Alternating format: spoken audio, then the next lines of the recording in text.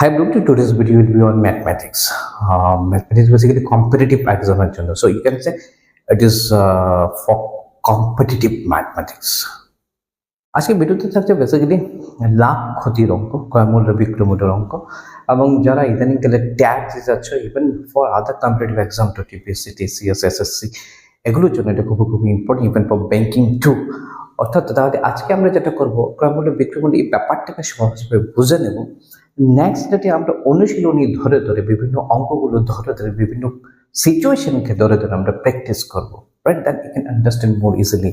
So first of all, we need to understand basically ক্রয়মূল্য বিক্রয়মূল্য এগুলো আসলে কিভাবে এগুলোকে করতে হয়, কোন সময় লাভ কোন সময় ক্ষতি হচ্ছে, এইগুলোকে আমরা কিভাবে লাভ বা ক্ষতি হলে ক্রয়মূল্য কিংবা বিক্রয়মূল্য বের করবো। বেসিক্যালি চারটে জিনিস আমাদেরকে বুঝতে হবে ক্রয়মূল্য বিক্রয়মূল্যের ক্ষেত্রে। একটা হচ্ছে ক্রয়মূল্য, একটা হচ্ছে বিক্রয়মূল্য, লাভ, আর একটা হচ্ছে ক্ষতি। এবার বিক্রয়মূল্যকে আমরা সেলিং প্রাইসও বলে থাকি, ক্রয়মূল্য এটাকে আমরা কস্ট প্রাইসও বলে থাকি, তারপর লাভকে গেইন অথবা প্রফিটও বলতে পারি, তারপর হচ্ছে ক্ষতিকে লোকসান বাংলায় বলে, আবার অথবা লস ও বলতে পারি। এরপর ঘটনা হচ্ছে একটা সহজ ব্যাপারটা জেনে নাও তাহলে। ধরো এই চারটে জিনিস একটার সাথে আর একটা জড়িত, কিন্তু ধরো কোনো কারণে লাভ হলো, লাভ হলে কি হবে, কোনটা বেশি হবে?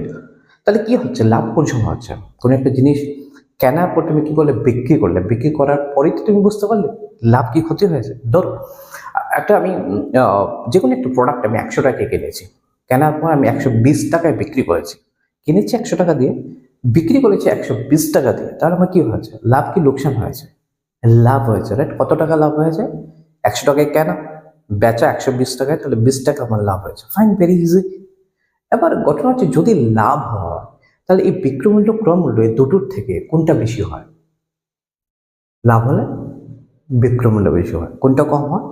ক্রয়মূল্য কম হয়। এবার রিভার্স ঘটনা ঘটলো, অর্থাৎ যদি লোকসান হয় তো সিচুয়েশনটা লক্ষ্য করো, কোন সময় লোকসান হচ্ছে? লোকসান তখন হবে যদি তুমি বেশি দামে কিনে কম দামে বিক্রি করো, অর্থাৎ তোমার কস্ট প্রাইস যদি বেশি হয় আর সেলিং প্রাইস যদি কি হয়, কম হয়, তাহলে তোমার লোকসান হচ্ছে। আর যদি বলা হয় লস, এই ক্ষেত্রে কোনটা বেশি? লসের ক্ষেত্রে কোনটা বেশি হয়? ক্রয়মূল্য, অবভিয়াসলি, রাইট? আর বিক্রয়মূল্য কি হয়? কম। এতটুকু বুঝলেও হয়ে গেল। আর বাকি আরেকটা ঘটনা খেয়াল রাখো, এই লাভ অথবা ক্ষতি, কত পার্সেন্ট লাভ হলো, কত পার্সেন্ট ক্ষতি হলো, একটা হিসাব সবসময় ক্রয়মূল্যের উপর হয়ে থাকে, কস্ট প্রাইসের উপর হয়ে থাকে, রাইট? তাহলে অনেক সময় আমরা অনেকগুলো সূত্র নিয়ে ঘাটাঘাটি করে থাকি, এই সূত্র শিখতে হবে, ওই সূত্র শিখতে হবে। It's not necessary. এবং লজিক্যালি একটা জিনিস শুধু তুমি জেনে রেখে দাও, ঘটনা কি হচ্ছে, কিনছো, কেনার পর বিক্রি করছো, তারপরে বাকি সব ঘটনাগুলো ঘটছে, লাভ অথবা লোকসান এগুলো হচ্ছে ফলস্বরূপ। এবার তাহলে আমি কিভাবে বের করবো কোন একটা জিনিস লাভ অথবা লোকসান অথবা ক্রয়মূল্য বিক্রয়মূল্য কিভাবে বের করবো? ধরো একটা ঘটনা দেওয়া হলো যে কোনো একটা প্রোডাক্ট কেনার পর আমি কিছু পার্সেন্ট লাভ করলাম, লাভ করার পরে আমি বিক্রি করবো, কত টাকায় বিক্রি করবো, কিভাবে বের করবো? অথবা ধরো আবার 20% লাভ হলো কোনো একটা জিনিস বিক্রি করে, তাহলে আমি কত দিয়ে কিনেছিলাম, রাইট? তো এই ধরনের কোয়েশ্চেনগুলো হতে পারে। এগুলো থাকলে আমাদের কি করতে, একটা জিনিস লিখে রাখা গেল, বিক্রয় মূল্য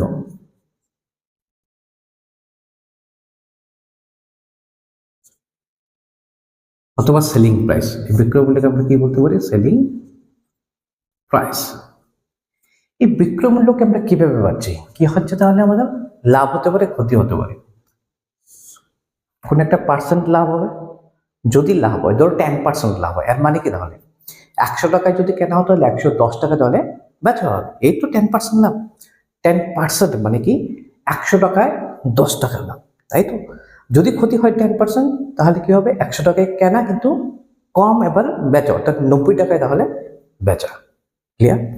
তাহলে যদি হয় 10% লাভ বা 20% লাভ, যাই হোক, তাহলে কি করতে হবে, 100 যদি লাভ হয় প্লাস, যদি ক্ষতি হয় তাহলে মাইনাস। এতে কি হবে তাহলে, লাভ অথবা ক্ষতি, ক্ষতির যত পার্সেন্টটা শুধু নাম্বারটা হবে, ঠিক আছে, নিউমেরিক্যাল নাম্বারটা হবে 100 প্লাস কখন লাভ হলে, মাইনাস কখন ক্ষতি হলে, ক্ষতির কোনটা কত পার্সেন্ট লাভ হয়েছে, নিউমেরিক্যাল নাম্বারটা শুধু 10% লাভ হয়েছে, এখানে 10% লিখবো না, শুধু এই নিউমেরিক্যাল নাম্বারটা 10টা হবে, রাইট?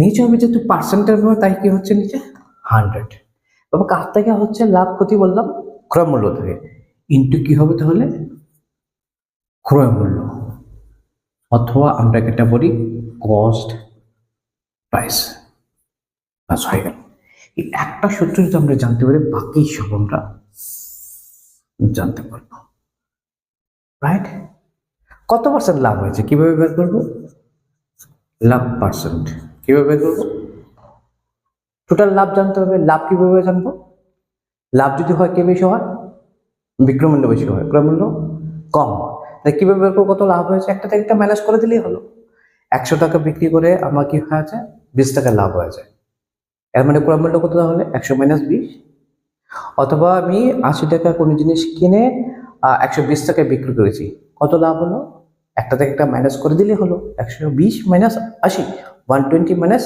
- 80 দ্যাট ইজ 40 অর্থাৎ সহজ কঠিন হলো বিক্রয় মূল্য মাইনাস ক্রয় মূল্য যে কোনো একটা থেকে একটা মাইনাস করে দিলে যে নাম্বারটা আসবে সেটা হবে লাভ অথবা ক্ষতি তাহলে এখানে হবে লাভের পার্সেন্ট যদি বার করতে হয় তাহলে এখানে লিখবো কি টোটাল লাভ মোট লাভ রাইট মোট লাভ লাভ ক্ষতি কার থেকে হয় ক্রয় মূল্য থেকে ক্রয় মূল্য যেহেতু আমাকে শতকরা বলা হয়েছে তাই 100% হয়ে গেল লাভ পার্সেন্ট একইভাবে যদি ক্ষতি হয় তাহলে একই ঘটনা হবে লাভের জায়গায় ক্ষতি মোট ক্ষতি ডিভাইডেড ক্রয় মূল্য ইন্টু 100% ভেরি সিম্পল